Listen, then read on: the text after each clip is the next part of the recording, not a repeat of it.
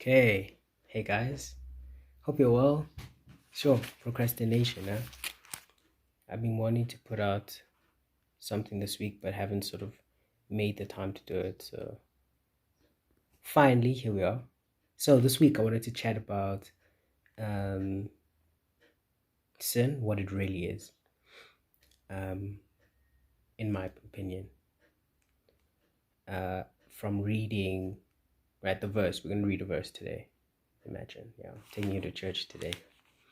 So I think it's a very interesting perspective, whether you're religious or whether you're, consider yourself just spiritual.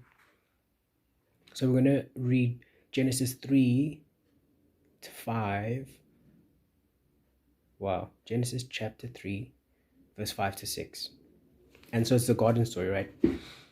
Of the snake going to chat up Eve, right? Yeah. The saga. So 5 goes, for Goth. So we're reading King James, by the way. That's why it's all the Queen's English, which is hilarious that the snake was speaking this way.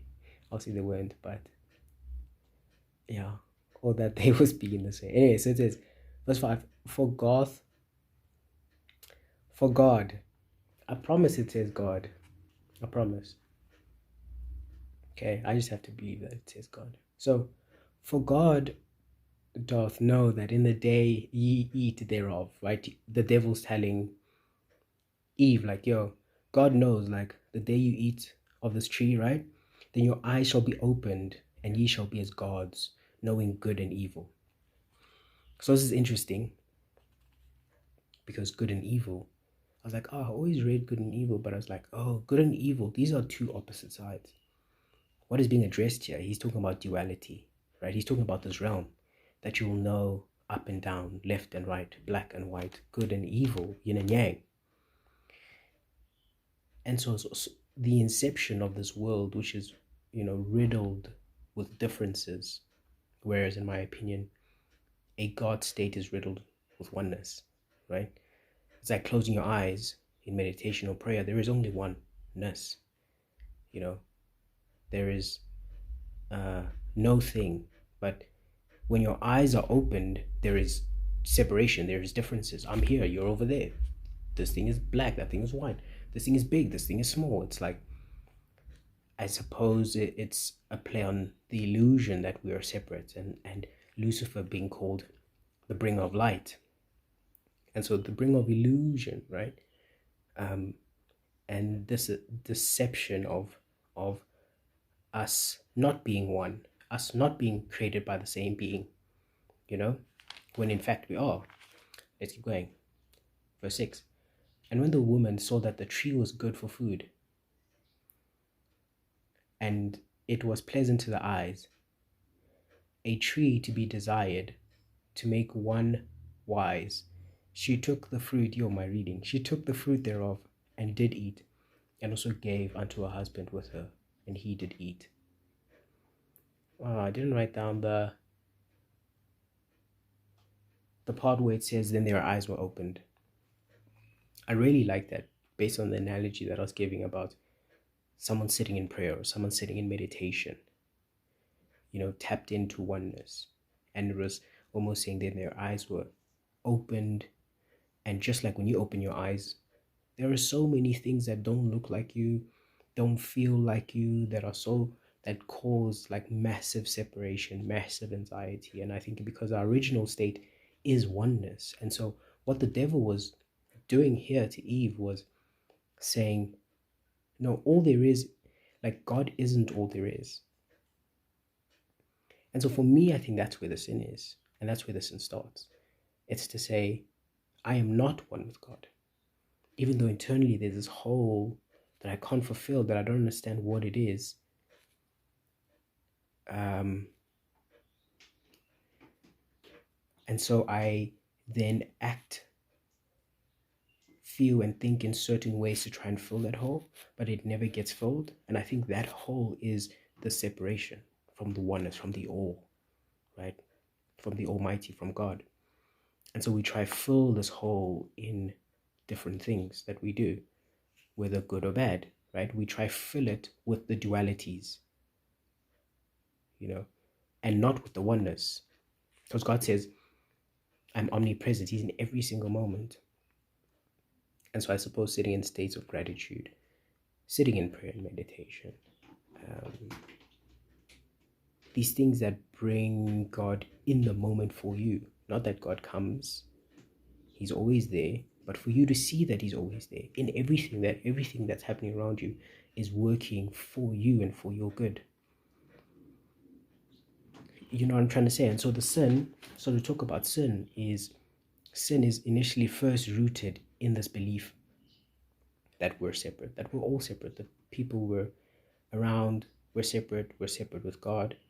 And so when people even cling to things, it's because they find identity in those things. Because ultimately, what the ultimate identity they're looking for is that unification with the one. And so whether people are tied to negative things, right? Or, whether drugs, whether that be like hard drugs or like food, all numbing this feeling, this internal deep down feeling that I'm disconnected. Or the reverse, where people self-righteously say, for example, I go to church, I wah.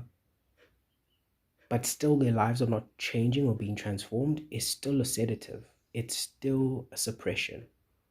It's just like someone that says, oh, I don't eat meat, I eat vegan food. Only I eat vegan food. I'm doing the right thing. Okay, cool. But as being someone that's been there before, so don't be offended, being an overweight vegan, that implies that there is something internal that is going on that is not being addressed, right? And so you use the self-righteous, at least I'm doing the right thing, as a way to self-righteously get through the pain, as a way to self-righteously cover, suppress the hole. Whereas we find that when you deal with the things that are internal, these things that have created the separation, many separations, even in how we thought people would be, how we thought our families, the people we're in relationship would be, those hurt, those fractures, those snapshots in time that created traumatic breakaways from the perfect picture we had created, right? Or believed should be present in our lives, because we never dealt and sat with that trauma and worked through it. We suppress ourselves differently. Yeah. So this was more of a rant. I wanted to talk about this because I've been saying I'll talk about it, but not doing it. So, but my point there is to say, no matter in that, what I just said was, no matter your sedative, bad things, hard drugs or food, or saying, oh, at least I'm doing the right thing. But if you're not being impactful to yourself and ultimately to others, your life is not being transformed, then even if you're talking about, I do religious things, it's still a sedative. You're just the vegan option, but you're still overweight, right? In the sense that you're not going deep to say, man, what are these things that I'm numbing? What are these things that are making me anxious? Right? And so we have many of these, just like in everything in this reality, there's mini and micros. And so the macro is the first original detachment.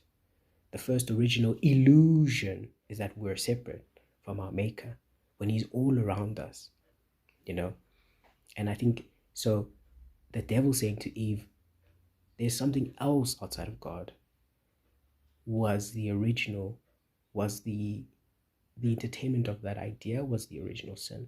And then her eating the fruit was the fruit of the new belief. Sometimes we say, oh, it's desire, blah, blah. I've heard different people say, sin is desire. I think the Buddhists say desire is suffering. And I think from that context, it's because you're saying, I'm not one with the thing. I'm here, that thing is over there.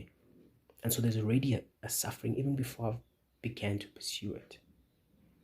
And I think that's why even people had to God when they leave the garden, is like, now you've got to work for stuff that that were intrinsically you already, part of you, you've now got to go and strive for, which I think is still part of the illusion. Because God says He provides, He says that He's continuously there. In Matthew, I think Matthew 6, He talks about, He tells us to look at the birds, the plants, and He says, yo, I got them, so how much more you? And so what's happening? What's this difference? The difference is I go to God believing that I'm separate from Him. In the same way that the prodigal son goes and says, oh, I took my dad's cash, I'm out here spending, balling, living it up, I'm saying, it's lit out here. But now I want to go back because I'm broke. But maybe I should at least say if I'm one of his slaves, he'll take me back. And so that's what's happening with us. The prodigal son story is the story of humanity. We're like, we're trying to remove ourselves from our title as son. When God is like, yo, I'm here waiting for you, continuously in every single moment, whether I'm sitting on this chair, I'm outside, I'm talking to someone, I'm working, in every single moment, I'm there waiting for you to connect with me. And I've never left you, You unfortunately entertained this game, right? And so, interestingly enough, then, when the statement says born into sin, just means born into separation, born into the illusion of separation. Living a sinful life, living a life where, because I believe I'm separate from God, I entertain certain things that I wouldn't entertain if I was in my God state. And so the prodigal son ends up going back. It's like, yo, pops, I'll be your slave. It's cool.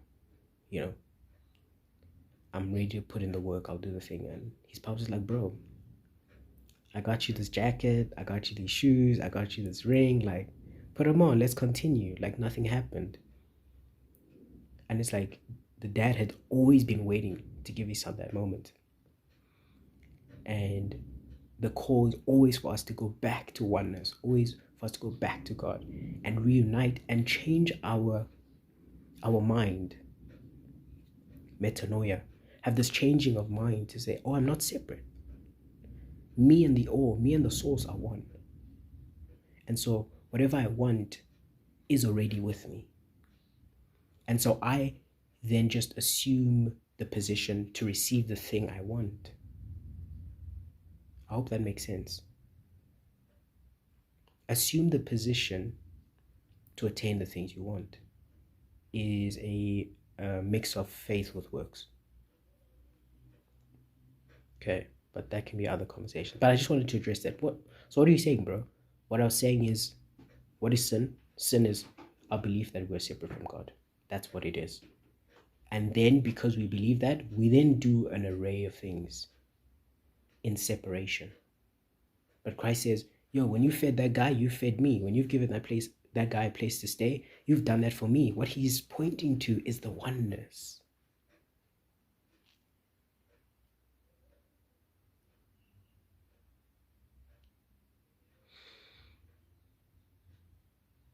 So I encourage you to take moments to sit in the oneness, to sit in meditation.